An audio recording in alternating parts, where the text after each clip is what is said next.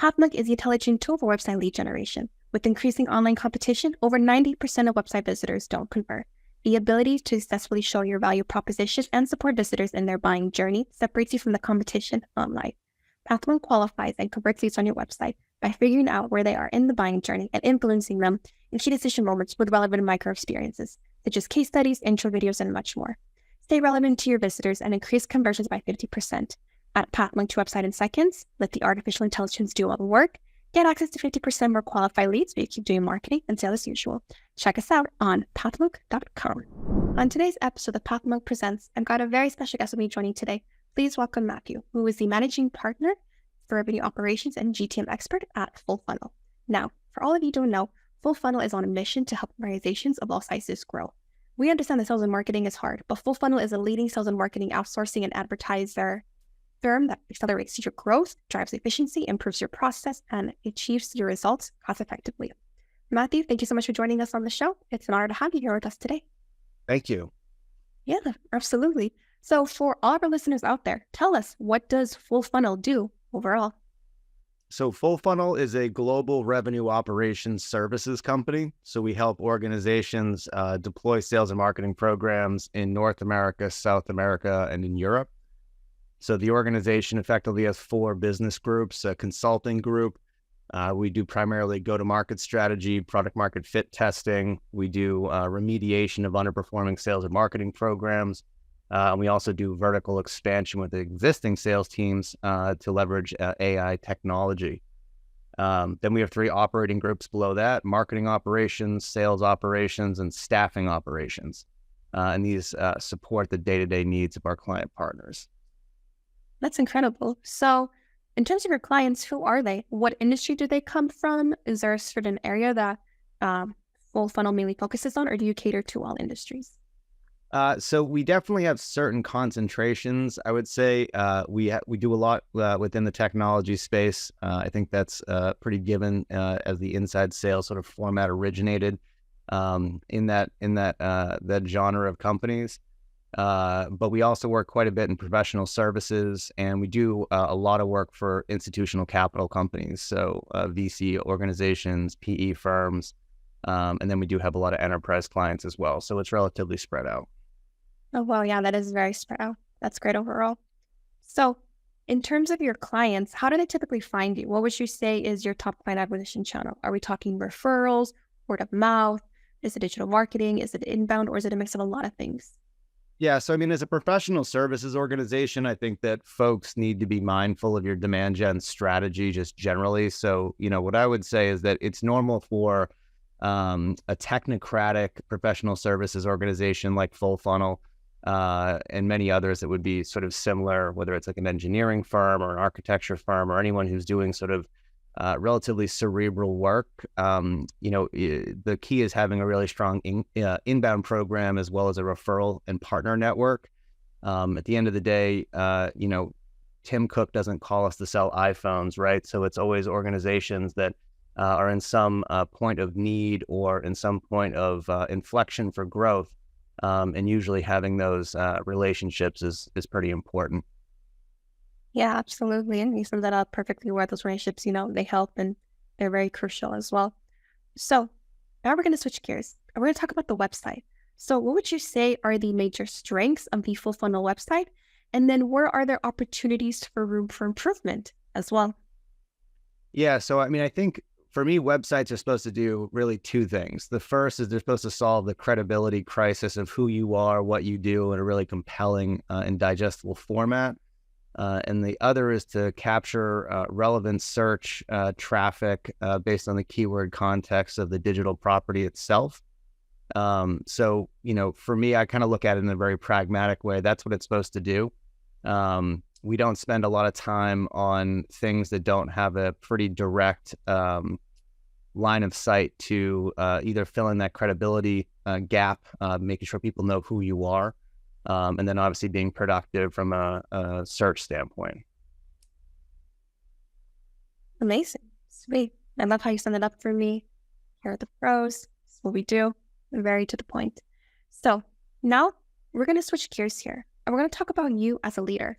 So with being the managing partner, I assume every day looks different for you, but what do you do for work on a daily basis? Who do you manage? Who do you work with? Who's on your team?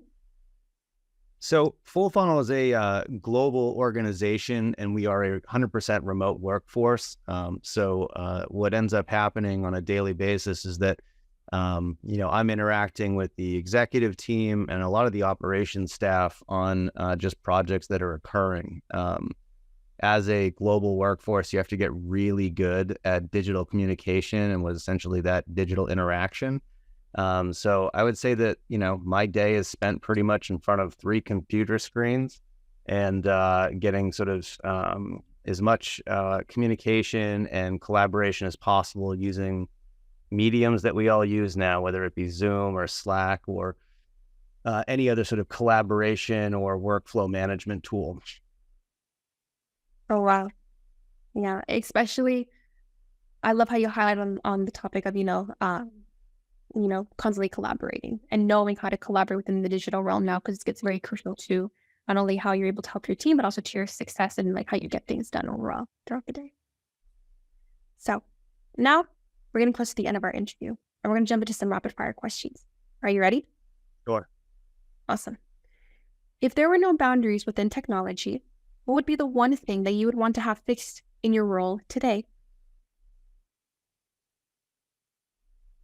I think that I think process engineering is like the way that we're sort of all moving towards. So whether it's any form of automation or anything that sort of helps the efficiency aspect, I feel like running these organizations is just an efficiency game.